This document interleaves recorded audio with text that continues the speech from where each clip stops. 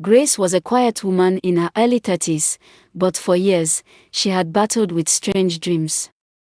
Every night was a new nightmare. Sometimes she would see herself as a queen in a kingdom, or find herself swimming in a river she had never visited, sometimes being chased by shadows with no face, sometimes like someone is following her everywhere she went, and other times, sleeping beside a man she had never met, but whose presence felt suffocatingly real. One day, unable to bear the torment anymore, Grace opened up to her senior friend at work. Her friend listened closely and told her what she feared most: these dreams are spiritual. You might be dealing with a spiritual husband. Reluctantly, Grace agreed to visit a prayer house her friend recommended. The prophet there confirmed it. You are possessed by a spiritual husband. You need deliverance. The deliverance session was intense. They prayed, shouted, anointed her. She paid money, but something in Grace's heart told her she wasn't free because she had a mixed feeling about the prophet's powers not being genuinely from God.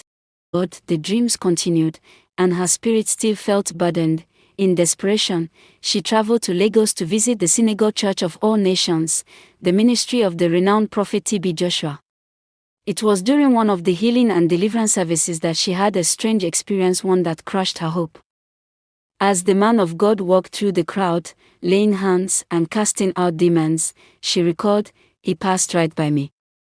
I saw myself, spiritually, sitting beside the demon, and we were talking like old friends. He didn't even see me. Broken, she returned home and confided in her mother over the phone. I'm done, Mama. I've tried everything. But her mother, determined not to give up, begged her to come back home to Jos. Upon returning to Jos, her uncle, a respected elder, suggested a traditional approach. Grace was skeptical. I've tried churches and prophets. Now you want me to go see a traditionalist? But one night, after seeing her mother cry and plead, Grace gave in. At the shrine, the traditionalist gave her instructions. She was to be fortified with a spiritual bath. Call upon the name of whatever you believe in while you bathe, he instructed. It sounded strange, but she obeyed. When the deliverance began, the atmosphere changed. Grace felt something cold, then heat, then a presence beside her, then the voice came. We entered her when she was 5. The traditionalist demanded, why did you enter her?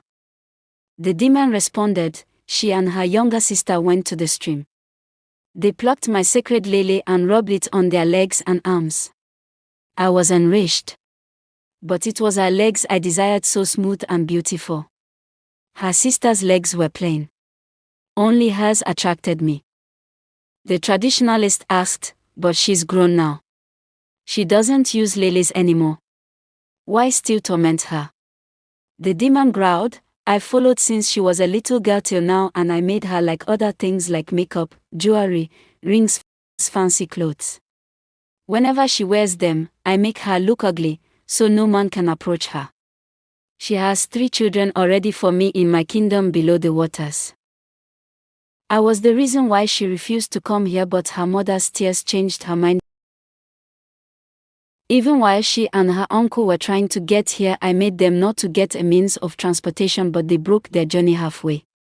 Find out next what happened to Grace in the part 2.